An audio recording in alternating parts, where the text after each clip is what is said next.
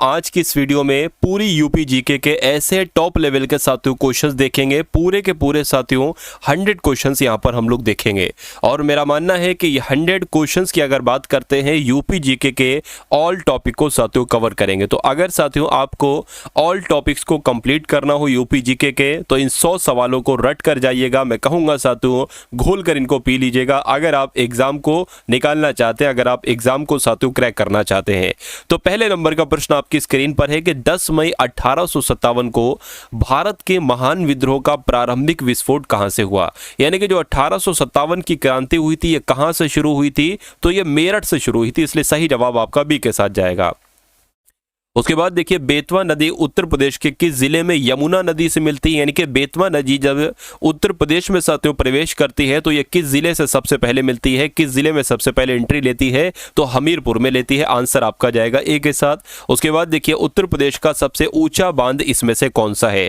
तो उत्तर प्रदेश का सबसे ऊंचे बांध की अगर बात करते हैं साथियों, सबसे ऊंचा बांध कौन सा है साथियों, रामगंगा बांध है, ये आपको ध्यान रखना है। उसके बाद देखिए अगला सवाल है कि उत्तर प्रदेश के किस नवपाषाणिक पुरास्थल से धान की खेती के साक्ष्य मिले हैं। तो यह सवाल आपसे बहुत पूछा जाता है कि धान की खेती के साक्ष्य कहां से मिले हैं, तो कोल्डी हवा से साथियों धान की खेती के साक्ष्य मिले हैं। अगला सवाल देखिए कि कौशल महाजनपद की राजधानी क्या है।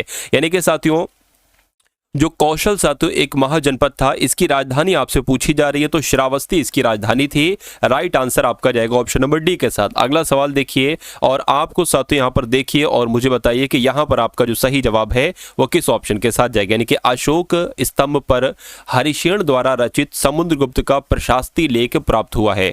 तो कहां से साथियों प्राप्त हुआ है, तो प्रयागराज में प्राप्त हुआ था। राइट आंसर आपका जाएगा बी के साथ। उसके बाद देखिए कि काकोरी ट्रेन डकैती कब घटित हुई थी। तो यह साथियों 1925 में ये एक तरीके से हुई थी। डेट क्या थी, 9 अगस्त 1925 को काकोरी ट्रेन डकैती ये घटना घटित हुई थी। राइट आंसर आपका बी हो जाता है। उसके बाद देखिए गंगा कार्य योजना के लिए केंद्रीय गंगा प्राधिकरण कब स्थापित किया गया। तो यह साथियों कब स्थापित किया गया, 1985 में स्थापित किया गया। आंसर आपका जाएगा ऑप्शन नंबर बी के साथ। उसके बाद देखिए उत्तर प्रदेश के सबसे ज्यादा क्षेत्रफल पर किस प्रकार की मिट्टी पाई जाती है। यानी कि यूपी के अगर सबसे ज्यादा क्षेत्रफल की अगर बात करते हैं तो साथियों कौन सी मिट्टी पाई जाती है, जलोढ़ मिट्टी पाई जाती है। इसलिए जिनका भी आंसर जो लोग भी यहां पर ऑप्शन नंबर ए के साथ है तो बिल्कुल करेक्ट है। उसके बाद देखिए अगला सवाल है कि उत्तर प्रदेश के काबर तथा माण निम्नलिखित में से किस प्रकार की मिट्टियों के स्थानीय नाम है, बताइए। तो अगर बात करें साथियों ये तो काली मिट्टी के नाम है। यानी कि आपका राइट आंसर किस ऑप्शन के साथ जाएगा, ऑप्शन नंबर ए के साथ जाएगा। कछुआ वन्यजीव विहार साथियों ये कहां पर है, तो ये कहां पर है साथियों, कछुआ वन्यजीव विहार, ये आप लोग ध्यान रखेंगे, ये वाराणसी में है। कहां पर है साथियों, वाराणसी में, इसलिए सही जवाब आपका जाएगा डी के साथ। उसके बाद देखिए अगला सवाल है कि माता टीला बांध किस राज्य में स्थित है, बताइए। तो माता टीला बांध की अगर बात करते हैं ये कहां पर है साथियों, ये उत्तर प्रदेश में है। उसके बाद देखिए अगला सवाल है कि जिला पंचायत एवं नगर निगमों के नियंत्रण में रहने वाले वन को क्या कहते हैं। तो साथियों इस प्रकार के वनों को सामुदायिक वन कहा जाता है। क्या कहा जाता है, सामुदायिक वन कहा जाता है। इसलिए सही जवाब आपका जाएगा ऑप्शन नंबर सी के साथ। और जिनका आंसर यहाँ पर ऑप्शन नंबर सी है तो बिल्कुल करेक्ट है। उसके बाद देखिए अगला सवाल है कि बेंतीलाल पक्षी विहार कहां पर स्थित है। तो बेंतीलाल पक्षी विहार कहां पर स्थित है, प्रतापगढ़ में स्थित है। यानी कि जिनका भी आंसर जो लोग भी यहां पर ऑप्शन नंबर ए के साथ हैं तो बिल्कुल करेक्ट है। उत्तर प्रदेश में सबसे कम नम भूमि वाले जनपद कौन से हैं। तो साथियों कौन कौन से, एक तो बागपत है और एक हाथरस है। यहां पर साथियों सबसे कम नम भूमि होती है, इसलिए क्या है, इसलिए राइट आंसर आपका बागपत और हाथरस हो जाएगा। अगला सवाल देखिए उत्तर प्रदेश में जो सेलखड़ी है ना, इसका प्रमुख खनन क्षेत्र साथियों क्या है। तो इसका प्रमुख खनन क्षेत्र जो है वो साथियों क्या है, एक तरीके से हमीरपुर है और झांसी है। राइट आंसर आपका जाएगा डी के साथ। उत्तर प्रदेश के किस जिले में ग्रेफाइट के प्रमाण मिले हैं साथियों, बताइए। तो ग्रेफाइट के प्रमाण जो मिले हैं साथियों वो यूपी में कहां पर मिले हैं, वो यूपी में हमीरपुर में मिले हैं। इसलिए सही जवाब आपका जाएगा ए के साथ। उत्तर प्रदेश में मिर्जापुर के कजराहट क्षेत्र में निकाले जाने वाले डोलोमाइट खनिज का उपयोग किस लिए होता है। तो अगर यह सवाल आपसे साथियों पूछ लिया जाए तो आपको बता देना है बालू में मिश्रित कर सीमेंट बनाने के लिए साथियों इस्तेमाल किया जाता है। उसके बाद देखिए अगला सवाल है कि बेतवा नदी पर निर्मित जो राजघाट बांध है, क्या बेतवा नदी पर स्थित है साथियों राजघाट बांध। और अगर यहाँ पर बात करते हैं साथियों राजघाट बांध परियोजना में उत्तर प्रदेश के अलावा कौन सा राज्य शामिल है, तो मध्य प्रदेश शामिल है। आंसर आपका जाएगा डी के साथ। अगला सवाल देखिए उत्तर प्रदेश राज्य विद्युत परिषद का गठन साथियों कब किया गया बताइए। तो इसका गठन तो 1959 में किया गया था। कब किया गया था? 1959 में किया गया। साथियों आज हम बात करेंगे यूपी पुलिस कांस्टेबल की बेस्ट बुक के बारे में, जो कि चक्षु प्रकाशन की है। इस बुक की अगर बात करें साथियों, यूपी पुलिस कांस्टेबल के ऑफिशियल सिलेबस के अकॉर्डिंग हर एक टॉपिक को साथियों कंप्लीट किया गया है। जो टॉपिक जहां से साथियों आपके रियल एग्जाम में क्वेश्चंस पूछे जाएंगे, उन सभी टॉपिक को साथियों यहाँ पर कवर किया गया है। साथियों इनका यूपी पुलिस कांस्टेबल का स्टडी गाइड के साथ साथ इनका प्रैक्टिस सेट भी आता है, जिसको लेकर साथियों आप अपनी तैयारी बहुत मजबूत कर सकते हैं। तो इन दोनों ही बुक्स के लिंक आपको डिस्क्रिप्शन में मिल जाएंगे, वहां से जाकर साथियों इन बुक्स को आप लोग ले सकते हो। था अगला सवाल देखिए कि उत्तर प्रदेश में निम्नलिखित में से किस प्रकार के फलों का उत्पादन होता है। तो किस प्रकार के फलों का उत्पादन होता है आपसे पूछा जा रहा है साथियों। तो उष्ण जलवायु वाले फलों का उत्पादन होता है। सही जवाब जिनका भी ऑप्शन नंबर बी तो बिल्कुल करेक्ट है। अगला सवाल देखिए, हरदुआगंज ताप विद्युत गृह ये कहां पर स्थापित किया गया है। तो ये साथियों कहां पर स्थापित किया गया है मुझे बताइए। तो ये अलीगढ़ में स्थापित किया गया है, इसलिए जो लोग भी यहाँ पर ऑप्शन नंबर डी के साथ हैं तो बिल्कुल करेक्ट है। साथियों अगर इन क्वेश्चंस की बात करते हैं तो ये सभी के सभी क्वेश्चंस एक तरीके से टॉप लेवल के हैं, यानी कि एग्जाम से पहले अगर आप साथियों परीक्षा को अपनी क्रैक करने के लिए इन सभी सवालों को देखते हैं तो मेरा मानना है कि एग्जाम आपका साथियों बहुत आसानी से क्रैक हो जाएगा। और साथियों इस चैनल की अगर बात करें, एग्जाम फतेह की अगर बात करें, इस चैनल को साथियों जिसने भी अभी तक सब्सक्राइब नहीं किया तो तुरंत साथियों सब्सक्राइब कर ले, और जिसने भी साथियों इस वीडियो को लाइक नहीं किया तो आपसे रिक्वेस्ट है कि इस वीडियो को भी जरूर लाइक कर दीजिए। उसके बाद देखिए, नवपाषाण युग में चावल की खेती का प्राचीनतम साक्ष्य कहां से मिला था, मैं आपको बता चुका हूं, कोल्डी हवा से मिला था। उसके बाद देखिए, हड़प्पा की खुदाई सबसे पहले कब हुई थी। क्या हड़प्पा की खुदाई साथियों सबसे पहले कब हुई थी। तो 1921 में हड़प्पा की खुदाई हुई थी, इसलिए राइट आंसर आपका जाएगा सी के साथ। अगला सवाल देखिए, आमतौर पर किसे लौह पुरुष के नाम से जाना जाता है।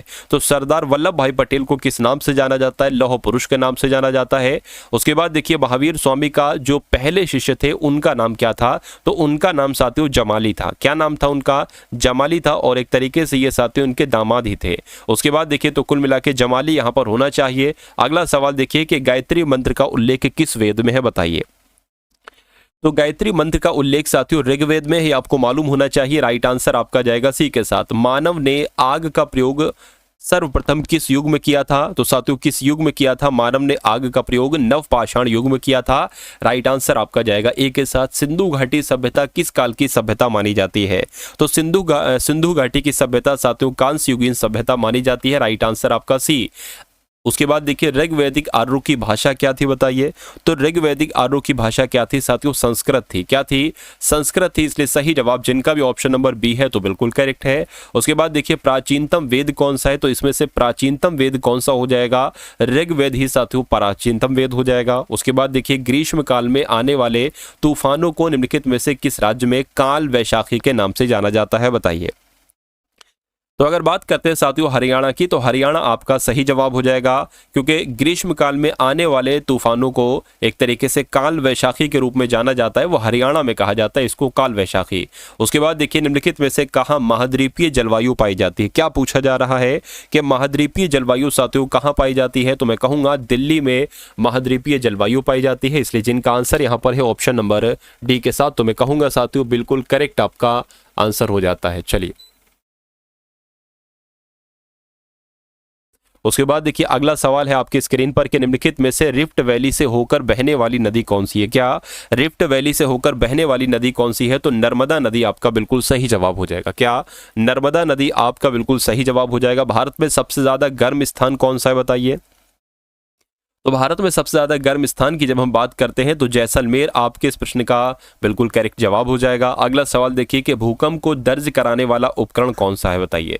तो आपका राइट आंसर साथियों किस ऑप्शन के साथ जाएगा। तो अगर आपका जवाब यहाँ पर सिस्मोग्राफ है तो मैं कहूंगा कि आपका जवाब बिल्कुल करेक्ट हो जाता है। उसके बाद देखिए, अगला सवाल है बताइए।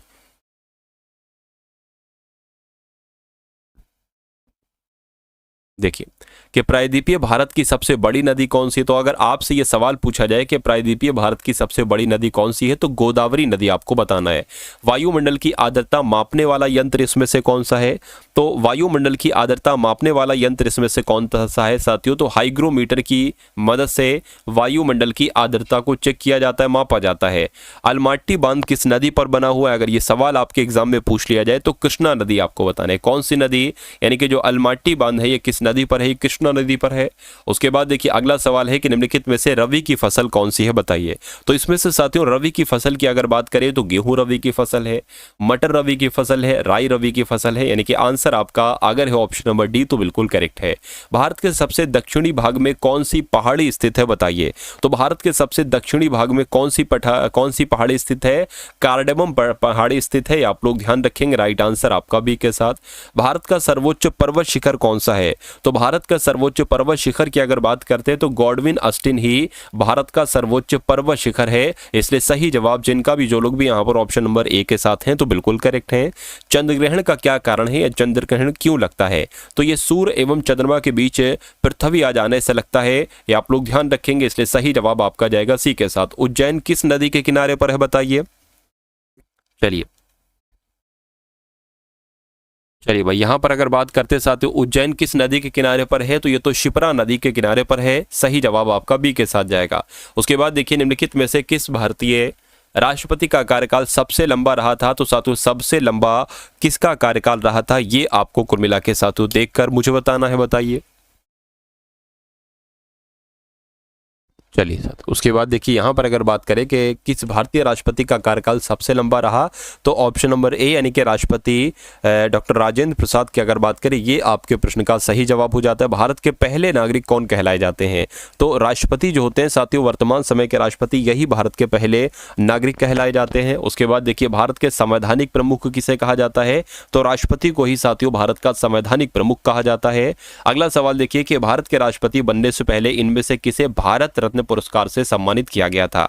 तो किसकी बात चल रही है साथियों? क्या आपका बिल्कुल सही जवाब हो सकता है तो सर्वपल्ली राधाकृष्णन। साथियों अगर आपका जवाब है तो मैं कहूंगा कि आपका जवाब बिल्कुल सही हो जाता है। उसके बाद देखिए भारत के राष्ट्रपति बनने से पहले, ये तो रिपीट हो गया क्वेश्चन। उसके बाद देखिए लोकसभा और राज्यसभा की संयुक्त बैठक की अध्यक्षता कौन करते हैं, बताइए।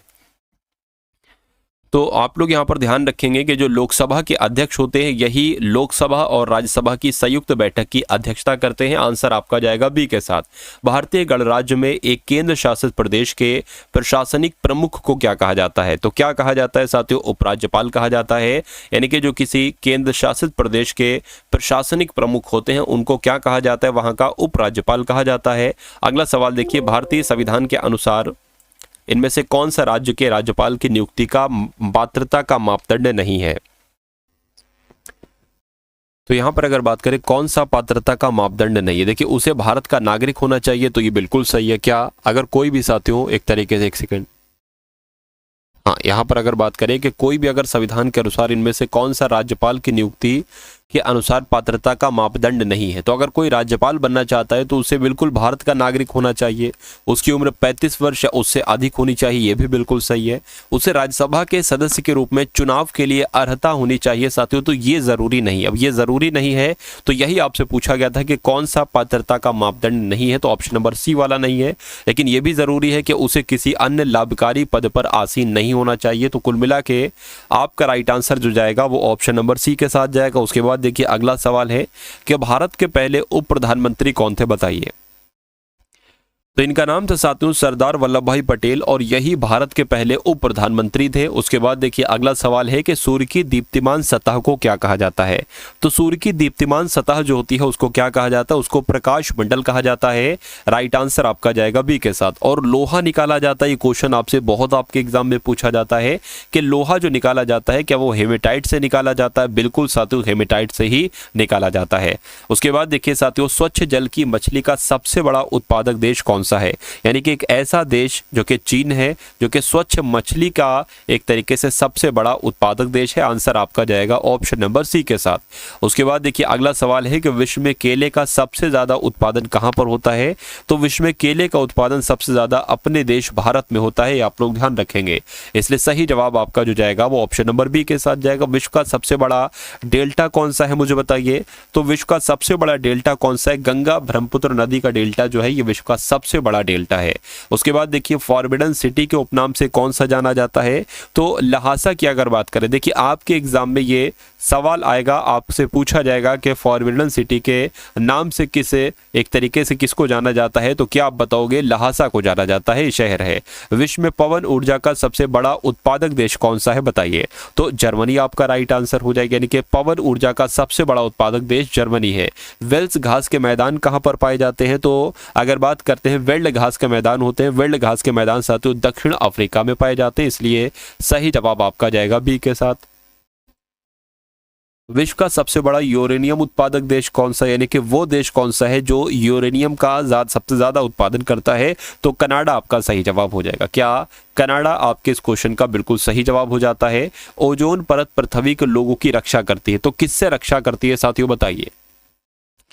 तो किससे रक्षा करती है साथियों? जो सूर्य से निकलने वाली जो पराबैंगनी किरणें होती है, इससे रक्षा करती है, या आप लोग ध्यान रखेंगे, इसलिए सही जवाब आपका जाएगा डी के साथ। विश्व के सर्वाधिक भूकंप निम्नलिखित में से किस पेटी में आते हैं? ये सवाल आपसे साथियों पूछा जाएगा कि विश्व के जो सबसे ज्यादा भूकंप हैं वो किस पेटी में आते हैं एक तरीके से, तो प्रशांत महासागरीय पेटी आप लोग ध्यान रखेंगे, क्योंकि सबसे ज्यादा भूकंप जो है वो इसी पेटी में आते हैं। आंसर आपका जाएगा सी के साथ। विश्व का सबसे बड़ा पार्क की अगर बात करें साथियों कौन सा है और कहां पर है, अगर पूछा जाए कहां पर है तो कनाडा में है। इसका नाम क्या है, तो वुड बफेलो नेशनल पार्क, ये विश्व का सबसे बड़ा पार्क है। उसके बाद देखिए बर्लिन शहर किस नदी के किनारे पर स्थित है, तो बर्लिन शहर साथियों स्प्री नदी के किनारे पर स्थित है, ये भी आप लोग ध्यान रखेंगे। उसके बाद देखिए अगला सवाल है कि पृथ्वी की ऊपरी परत को क्या कहा जाता है बताइए?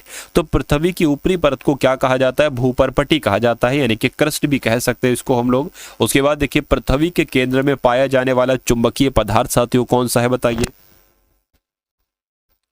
तो आप लोग ध्यान रखेंगे पृथ्वी के केंद्र में पाए जाने वाला चुंबकीय पदार्थ कौन सा है, तो निकिल है, यानी कि आपका सही जवाब जो होगा वो ऑप्शन नंबर सी के साथ जाएगा।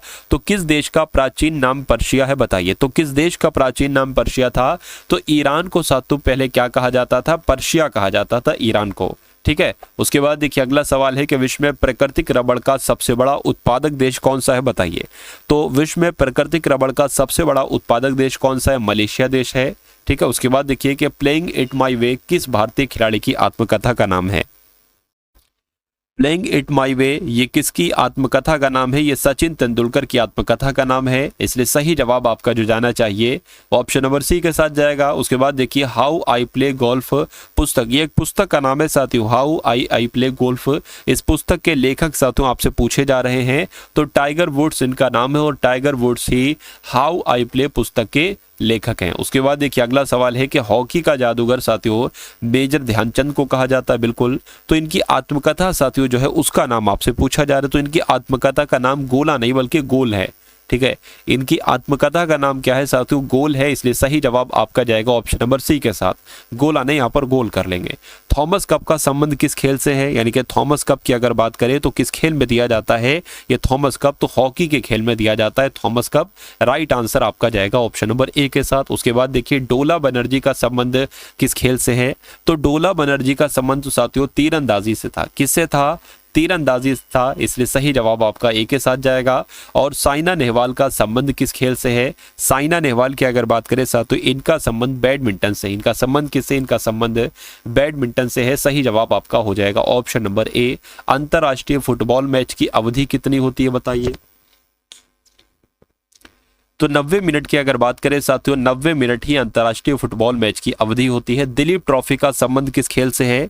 दिलीप ट्रॉफी की अगर बात करें साथियों क्रिकेट से संबंधित है, यानी कि क्रिकेट के खेल में ही जीतने पर कौन सी ट्रॉफी दी जाती है? दिलीप ट्रॉफी भी दी जाती है। WWW की फुल फॉर्म क्या होती है?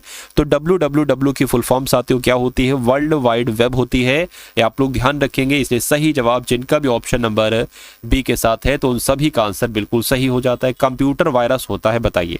तो कंप्यूटर वायरस एक तरीके से एक प्रोग्राम होता है, और कैसा प्रोग्राम होता है? एक विनाशक प्रोग्राम होता है। कैसा प्रोग्राम होता है? एक विनाशक प्रोग्राम होता है। सीपीयू की अगर बात करें साथियों इसकी फुल फॉर्म क्या होती है, और उसमें जो सी आता है यानी कि ये वाला सी आता है, इसकी फुल फॉर्म क्या होती है? तो इसकी फुल फॉर्म होती है सेंट्रल प्रोसेसिंग यूनिट। क्या? सेंट्रल प्रोसेसिंग यूनिट होती है साथियों, किसकी फुल फॉर्म होती है? एक तरीके से सीपीयू की होती है। तो सीपीयू यहाँ पर क्या हो जाएगा? सेंट्रल हो जाएगा, इसलिए सही जवाब आपका जाएगा ए के साथ। अगला सवाल देखिए, कंप्यूटर वायरस क्या होते हैं बताइए। तो कंप्यूटर वायरस की जब हम बात करते हैं, यानी कि एक ऐसा प्रोग्राम जो स्वयं की प्रतिलिपियां बना सके, उसको ही साथियों एक तरीके से कंप्यूटर वायरस कहलाया जाता है। HTML पेजों के संग्रह से क्या बनता है? तो HTML के पेजों के संग्रह से साथियों एक तरीके से वर्ल्ड वाइड वेब बनता है। ये आप लोग ध्यान रखेंगे, इसलिए सही जवाब आपका जाएगा ऑप्शन नंबर ए के साथ। अगला सवाल देखिए कि हाल ही में किस अंतरिक्ष एजेंसी ने मंगल ग्रह पर साथियों क्या मंगल ग्रह पर सल्फर मिलने की घोषणा की है बताइए। तो यहाँ पर आप लोग ध्यान रखेंगे, नासा इसका सही जवाब होगा। ये साथियों करंट अफेयर के सवाल हैं, और करंट अफेयर के सवाल भी आपके एग्जाम में बहुत इंपॉर्टेंट रखते हैं, बहुत इंपॉर्टेंट रखते हैं। कि अंतरिक्ष एजेंसी ने मंगल ग्रह पर सल्फर मिलने की घोषणा की है, तो नासा अंतरिक्ष एजेंसी ने।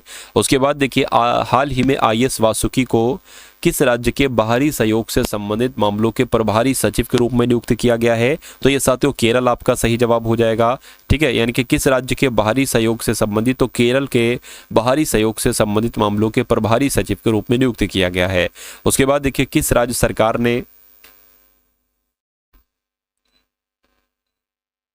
राज्य सरकार ने सकल पर्यावरण उत्पाद सूचकांक का शुभारंभ किया है? तो यहां पर अगर बात करें साथियों, उत्तराखंड आपका सही जवाब हो जाएगा।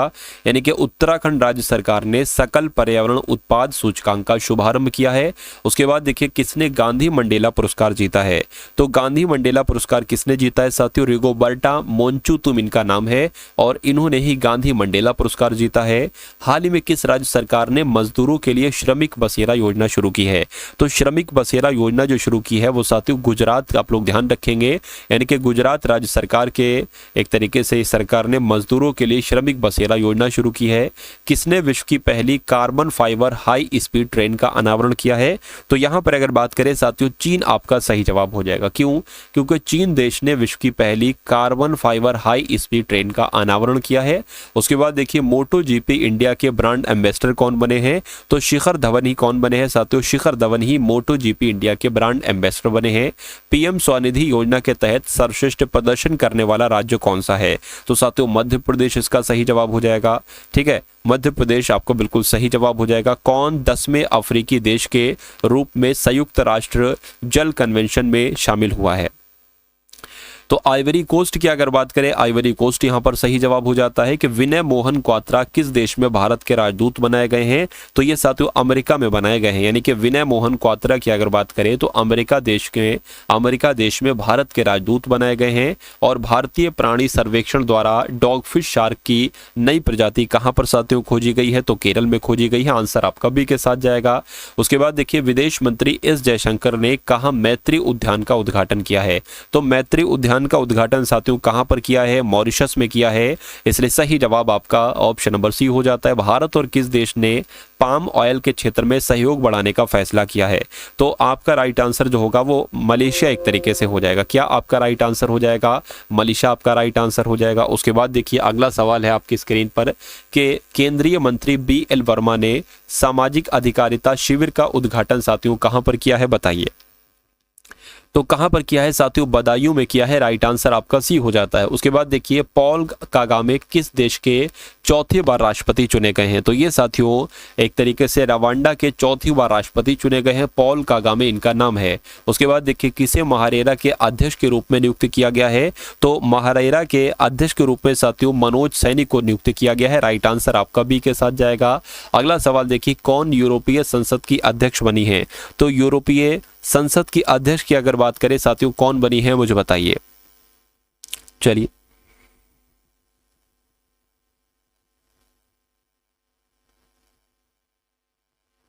तो इनका नाम है रॉबर्ट मेट्सोला, और ये साथियों यूरोपीय संसद की अध्यक्ष बनी है। आंसर आपका जाएगा ऑप्शन नंबर बी के साथ। तो अगर बात करें साथियों, ये यूपी जीके के आपने कितने क्वेश्चन देखे? एक तरीके से टॉप 100 साथियों क्वेश्चंस आपने देखे। अब साथियों यहाँ पर मैं आपको एक यूपी पुलिस कांस्टेबल की एक प्लेलिस्ट बताने वाला हूँ। डिस्क्रिप्शन में उसका लिंक है, यूपी पुलिस कांस्टेबल प्लेलिस्ट करके। उस लिंक पर जब आप क्लिक करेंगे साथियों, आपके सामने कुछ वीडियोज ओपन हो जाएंगे। मेरा मानना है कि उस वीडियोज में, उस पूरी प्लेलिस्ट में, उन सभी वीडियोज को अगर आप कंप्लीट कर लेते हैं तो उसमें मैथ आपकी कंप्लीट की गई, यानी कि मैथ और रीजनिंग का हर एक कॉन्सेप्ट वहां पर कंप्लीट किया गया है। रीजनिंग के मैक्सिमम क्वेश्चन वहां पर आप लोग देखेंगे, और जीके जीएस साथियों बहुत शानदार तरीके से वहाँ पर कंप्लीट की गई है। तो उस प्लेलिस्ट की अगर बात करें, उस प्लेलिस्ट की हर एक वीडियो साथियों, हर एक वीडियो का हर एक क्वेश्चन साथियों आपके मनोमस्तिष्क में होना चाहिए एग्जाम से पहले पहले। तो ये काम साथियों अगर आप एग्जाम से पहले पहले कर लेंगे तो मेरा मानना है कि एग्जाम आपका बहुत आसानी से निकल जाएगा। तो इस वीडियो को साथियों लाइक कीजिएगा, शेयर कीजिएगा। मिलते हैं हम सभी लोग आने वाली वीडियो में। जय हिंद साथियों।